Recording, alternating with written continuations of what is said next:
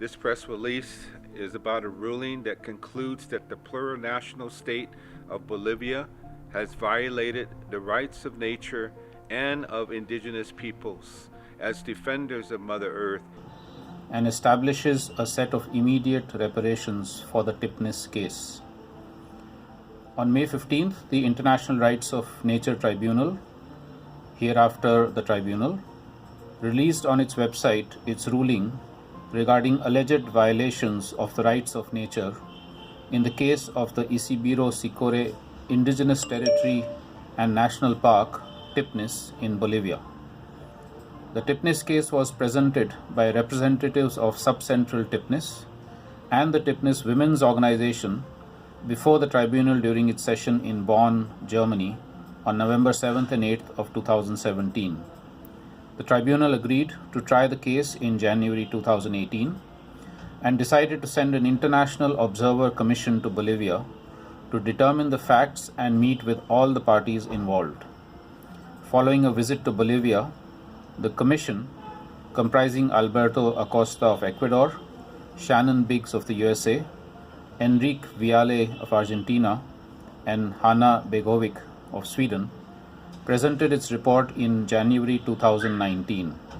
That report is the basis of the tribunal's ruling, which concludes that in the Tipnis case, the plurinational state of Bolivia has violated the rights of nature and of indigenous peoples as defenders of Mother Earth, and has failed to comply with its obligation to respect, protect, and guarantee the rights of Mother Earth as established under national legislation and relevant international regulations. Page 82.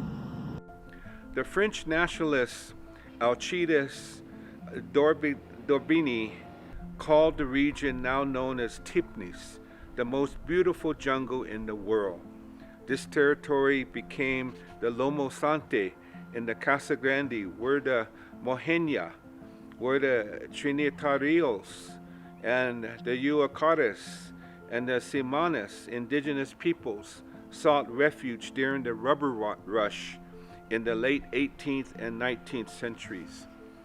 The region was declared a national park in 1965, and in 1990, after the first indigenous march for territory and dignity, it assumed a double status of national park and indigenous territory. On February 13, 2009, the Yuacari, the Tsamani, and Moseño Trinitario peoples obtained a deed for 1,091,656 hectares, a small fraction of the initial request due to settlements by Andean migrants and the use of the valleys for cocoa leaf plantations in the area known as Polygon 7 of Tipnis. En el año 2008, el gobierno de Evo Morales contrató a la empresa OAS de Brasil para la construcción de una carretera que dividiría el área protegida del Tipnis sin nunca llevar a cabo un estudio de evaluación de impacto ambiental integral de los 3 tramos en los que se fragmentó esta carretera.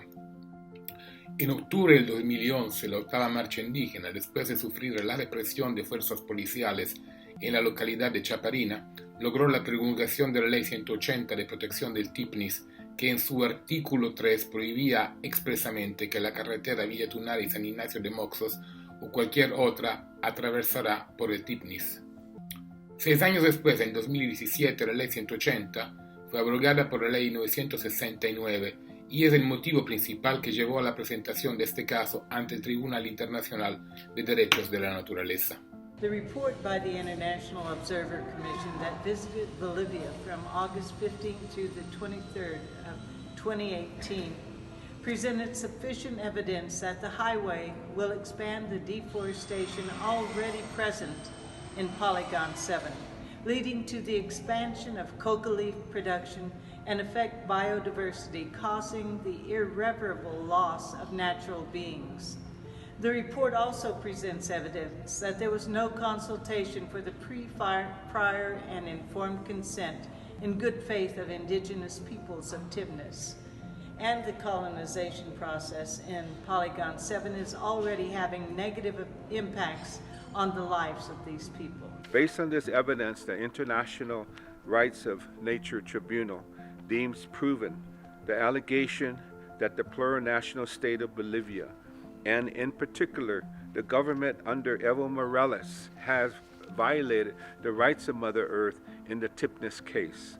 Likewise, the tribunal believes that the Bolivian state has violated the collective and individual rights of the nations and individual peoples of Tipnis. The tribunal's judgment or sentence proposes several reparations to be made immediately, including the following: an immediate and definitive end to any type of progress in the construction of road infrastructure in Section 2 from Isinuta to Monte Grande in the interior of Tipnis.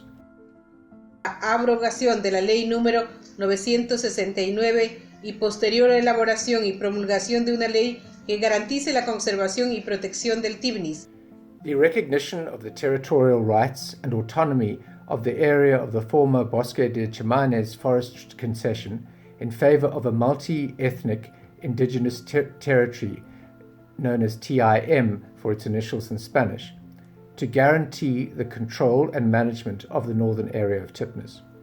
La adopción de medidas efectivas para detener el avance de la colonización hacia la zona núcleo del Tipnis. The cancellation of plans for oil exploration and expansion in Tipnis.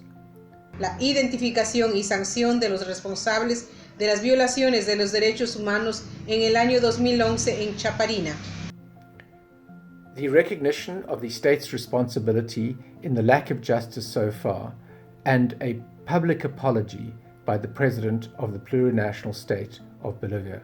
La puesta en vigencia de la Defensoría de la Madre Tierra, que a 9 años de su creación por la Ley número 71, aún no entra en funcionamiento. The cessation of all pressure designed to discipline and control organizations that defend Mother Earth, and the issuance of guarantees to fulfill this task, which is essential for the reproduction of life on Earth. El Tribunal Internacional de los Derechos de la Naturaleza fue creado en el 2013 y sus sentencias se basan principalmente en la Declaración Universal de los Derechos de la Madre Tierra, que fue adoptada durante la primera Conferencia Mundial de los Pueblos sobre Cambio Climático y por los Derechos de la Madre Tierra, realizada en abril del 2010 en Tiquipaya, Cochabamba, Bolivia. Las resoluciones y sentencias del tribunal tienen un carácter ético, que es fundamental para construir una verdadera comunidad de la Tierra que evite la sexta extinción de la vida en la Tierra. Sin ética, ningún gobierno, institución o persona puede recuperar la humanidad que hoy que más que nunca se necesita para evitar el colapso de los ciclos vitales de la Tierra. The tribunal is made up of judges of recognized ethical and scientific authority regarding the rights of nature and have been appointed by defenders of Mother Earth from different parts of the world. In this particular case of this sentence, and given that the Morales administration promotes the rights of Mother Earth internationally, it has requested that this sentence be reviewed and signed by other judges who have participated in different hearings by the International Rights of Nature Tribunal. Yo, Natalia Green, como secretaria del Tribunal Internacional de los Derechos de la Naturaleza, confirmo que los siguientes jueces forman parte del Tribunal Extendido de los Derechos de la Naturaleza Bonn, Caso Tipnis. Tom Goldtooth, Diné, Dakota, Estados Unidos. Cormac Cullinan, Sudáfrica. Vandana Shiva, India. Osprey Oriole Lake, Estados Unidos. Simona Fraudatario, Italia. Fernando Pino Solanas, Argentina. Ute Kochi, Alemania. Yacu Pérez, Quichua, Ecuador. Blanca Chancoso, Quichua, Ecuador. Maristela Svampa, Argentina. Ruth Nyambura, Kenia. Nimo Basi, Nigeria. Ashish Kotari, India. Enrique Leff, México. Francesco Martone, Italia. Anthony Pigrao, Cataluña. Casey Camp Horinek, Ponca, Estados Unidos. Antonio Elizalde, Chile. Horacio Machado Araos, Argentina. Rita Segato, Argentina. Valerie Cabanes, Francia. Arturo Escobar, Colombia. Rocío Silva Santiesteban, Perú. Patricia Hualinga, Quichua Sarayaku, Ecuador. Atoso Soltani, Estados Unidos, Irán. Y Mario Melo, Ecuador.